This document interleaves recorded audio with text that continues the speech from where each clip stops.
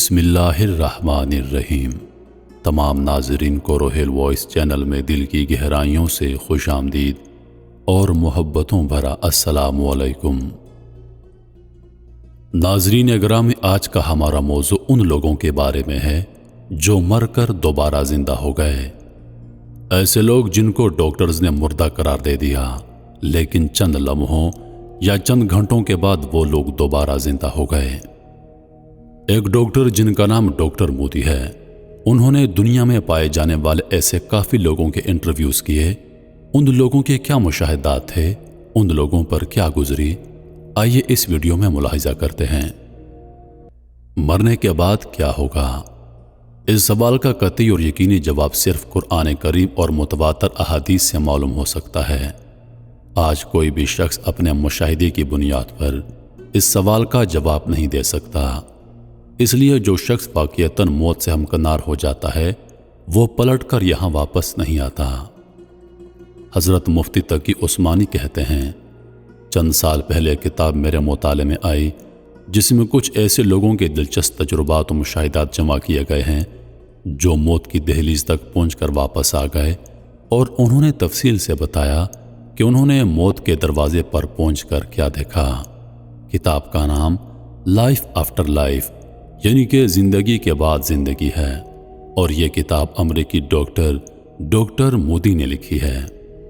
Doctor Modi فلسفے کے P H D ہیں، پھر انہوں نے میڈیکل سائنس کے مختلف شعبوں میں کام کیا، بالخصوص نفسیات اور فلسفہ ادویہ سے انہیں خصوصی شغف ہے۔ ان صاحب کو سب سے پہلے ایک ماہر نفسیات ڈاکٹر جارج ریچی کے بارے میں یہ معلوم پڑا ہے کہ ڈبل نمونیا کے دوران ایک مرحلے پر وہ موت کے بالکل قریب پہنچ گئے، اور پھر ڈاکٹروں نے مصنوعی تنفس وغیرہ آخری طریقے استعمال کیے، جس کے بعد وہ واپس آئے اور صحت مند ہو گئے۔ صحت مند ہونے کے بعد انہوں نے بتایا کہ جب ان کو مردہ سمجھ لیا گیا تھا، اس وقت انہوں نے کچھ عجیب و غریب مناظر کا مشاہدہ کیا۔ ڈاکٹر مودی کو اس قسم کے چند مزید واقعات علم میں آئے تو انہوں نے اہمیت کے ساتھ ایسے لوگوں کی جستجو کی اور ان سے ملاقاتیں کیں، یہاں تک کہ تقریباً 150 افراد سے انٹرویو کے بعد انہوں نے یہ کتاب لکھی۔ یہ کتاب جب شائع ہوئی تو اس کی 30 لاکھ کاپیاں ایک ہی سال میں فروخت ہو گئیں۔ ڈاکٹر مودی نے اس کے بعد بھی اس مسئلے کی مزید تفتیش جاری رکھی اور اس کے بعد اس موضوع پر کئی کتابیں لکھیں، جن میں سے 3 کتابیں میں 3-4 سال پہلے امریکہ سے خرید کر لایا تھا۔ ان کے نام یہ ہیں: life after life, the light beyond, reflection in life after life, اور جو کچھ میں آگے بیان کر رہا ہوں وہ ان کتابوں سے ماخوذ ہے۔ ان تینوں کتابوں میں صرف ان لوگوں کے حالات بیان کیے گئے ہیں جنہیں بیماری کی انتہائی شدت سے مردہ قرار دیا گیا تھا، لیکن ایسی حالت میں آخری چارہ کار کے طور پر ڈاکٹر صاحبان دل کی مالش اور مصنوعی تنفس دلانے کی جو کوشش کرتے ہیں وہ ان پر کامیابی سے آزمائی گئیں اور وہ واپس دوبارہ ہوش میں آ گئے۔ ڈاکٹر مودی کا کہنا ہے، جن لوگوں سے انہوں نے انٹرویو کیا وہ مختلف مذاہب سے تعلق رکھتے ہیں اور مختلف جگہوں کے باشندے تھے۔ ان میں سے ہر ایک نے اپنی نظر آنے والی کیفیت کو اپنے اپنے طریقے پر بیان کیا۔ کسی نے کوئی بات زیادہ کہی، کسی نے کوئی بات کم بتائی، لیکن ان میں جو باتیں سب میں مشترک تھیں ان کا خلاصہ کچھ یوں ہے: ایک شخص مرنے کے قریب ہے، اس کی جسمانی حالت ایسی حد پر پہنچ جاتی ہے کہ وہ خود سنتا ہے کہ اس کے ڈاکٹرز نے اس کو مردہ ہونے کا اعلان کر دیا۔ اچانک اسے ایک تکلیف دہ سا شور سنائی دیتا ہے، اور اس کے ساتھ ہی اسے محسوس ہوتا ہے کہ وہ انتہائی تیز رفتاری سے ایک طویل اور اندھیری سرنگ میں جا رہا ہے۔ اس کے بعد اچانک وہ محسوس کرتا ہے کہ وہ اپنے جسم سے باہر ہے۔ وہ اپنے جسم کو فاصلے سے تماشائی بن کر دیکھتا ہے۔ اسے نظر آتا ہے کہ وہ خود کسی نمایاں جگہ پر کھڑا ہے اور اس کا جسم جوں کا توں چارپائی پر ہے، اور اس کے ڈاکٹر اس کے جسم پر جھکے ہوئے ہیں، اس کے دل کی مالش کر رہے ہیں یا مصنوعی تنفس دینے کی کوشش میں مصروف ہیں۔ تھوڑی دیر بعد وہ اپنے حواس بجا کرنے کی کوشش کرتا ہے تو اس کو محسوس ہوتا ہے کہ اس نئی حالت میں بھی اس کا ایک جسم ہے، لیکن وہ جسم اس جسم سے بالکل مختلف ہے جو وہ چھوڑ کر آیا ہے۔ اس کی کیفیات بھی مختلف ہیں اور اس کو حاصل قوتیں بھی کچھ اور طرح کی ہیں۔ اسی حالت میں کچھ دیر بعد اسے اپنے عزیز اور دوست نظر آتے ہیں جو مر چکے تھے، اور پھر اسے ایک نورانی وجود نظر آتا ہے جو اس سے کہتا ہے تم اپنی زندگی کا جائزہ لو۔ اس کا یہ کہنا ماورائے الفاظ ہوتا ہے، اور پھر وہ خود اس کے سامنے تیزی سے اس کی زندگی کے تمام اہم واقعات لا کر اس کا نظارہ کرواتا ہے۔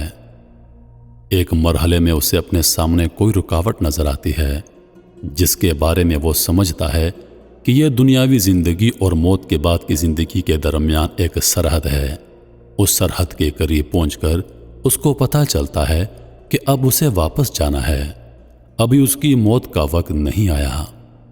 اس کے بعد کسی انجانے طریقے پر وہ واپس اپنے جسم میں لوٹ آتا ہے جو وہ چارپائی پر چھوڑ کر گیا تھا۔ صحت مند ہونے کے بعد وہ اپنی یہ کیفیت دوسروں کو بتانا چاہتا ہے، لیکن اول تو اس کیفیت کو بیان کرنے کے لیے اسے تمام انسانی الفاظ ناکافی معلوم ہوتے ہیں۔ دوسرا، اگر وہ لوگوں کو یہ باتیں بتائے بھی تو لوگ اس کا مذاق کرنے لگتے ہیں، لہٰذا وہ خاموش رہتا ہے۔ ڈاکٹر مودی نے 150 افراد کے انٹرویو کا یہ خلاصہ بیان کرتے ہوئے ساتھ ہی ساتھ یہ وضاحت بھی کی ہے کہ میرا مطلب یہ نہیں کہ 150 افراد میں سے ہر شخص نے پوری کہانی اسی ترتیب کے ساتھ بیان کی، لیکن ان کا کہنا یہ ہے کسی نے یہ کہانی پوری بیان کی، کسی نے اس کے کچھ حصے بتائے اور کسی نے چھوڑ دیے، کسی کی ترتیب کچھ تھی کسی کی کچھ اور، بلکہ اس بات کو بیان کرنے کے لیے اکثر افراد نے مختلف الفاظ اور مختلف تعبیرات اختیار کی، اور یہ بات تقریباً ہر شخص نے کہی کہ جو کچھ ہم نے دیکھا ہے اسے لفظوں میں تعبیر کرنا ہمارے لیے سخت مشکل ہے۔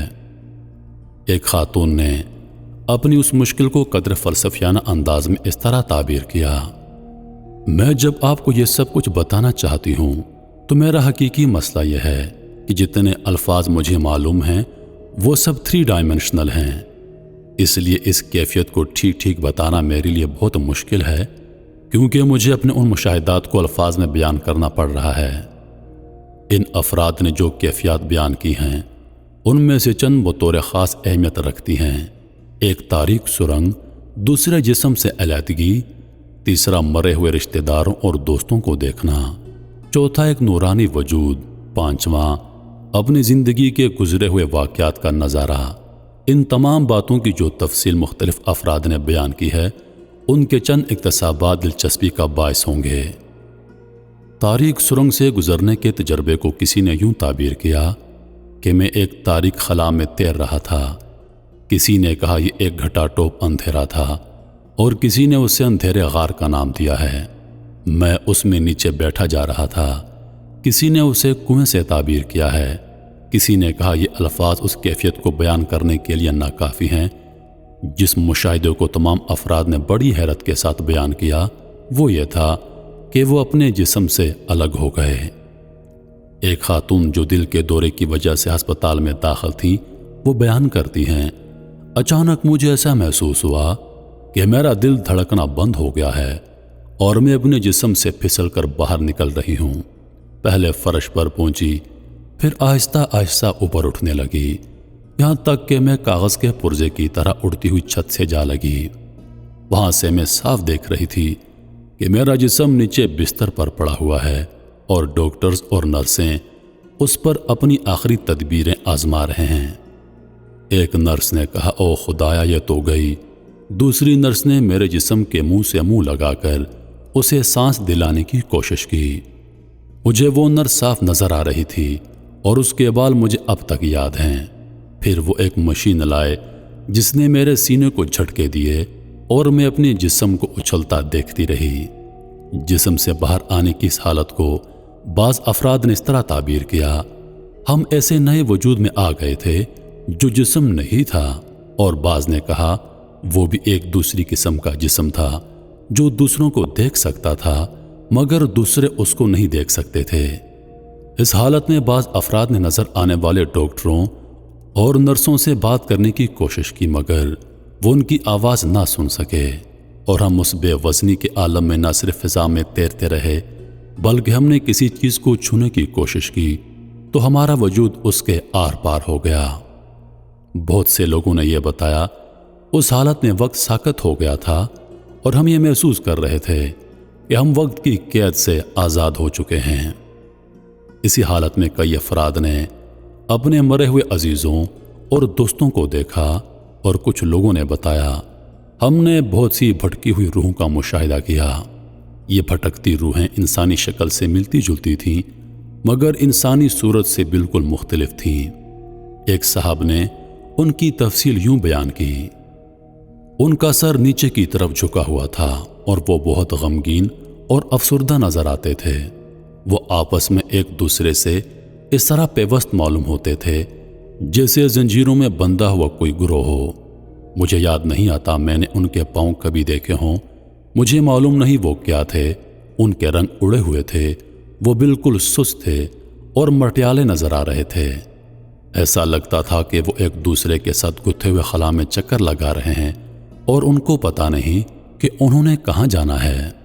وہ ایک طرف کو چلنا شروع کرتے، پھر بائیں کو مڑ جاتے، چند قدم چلتے پھر دائیں کو مڑ جاتے اور کسی بھی طرف جا کر کچھ نہ کرتے۔ ایسا لگتا تھا وہ کسی چیز کی تلاش میں ہیں مگر کس چیز کی تلاش میں مجھے نہیں معلوم۔ ایسا لگتا تھا جیسے وہ خود اپنے بارے میں کوئی علم نہیں رکھتے کہ وہ کون اور کیا ہیں۔ ان کی کوئی شناخت نہیں تھی۔ بعض اوقات ایسا محسوس ہوا کہ ان میں سے کوئی کچھ کہنا چاہتا ہے مگر کچھ نہیں کہہ پاتا۔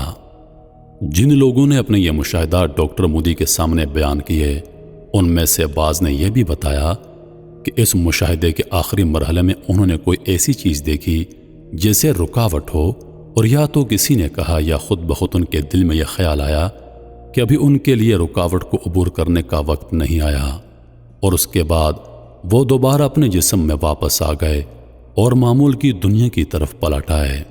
بعض لوگوں نے بتایا یہ رکاوٹ پانی کے ایک جسم کی سی تھی، کسی نے کہا یہ ایک مٹیالے رنگ کی دھند تھی، کسی نے اسے دروازے سے تعبیر کیا، کسی نے کہا وہ اس طرح کی ایک باڑ تھی جو کھیت کے ارد گرد لگائی جاتی ہے، اور کسی نے یہ کہا وہ صرف ایک لکیر تھی۔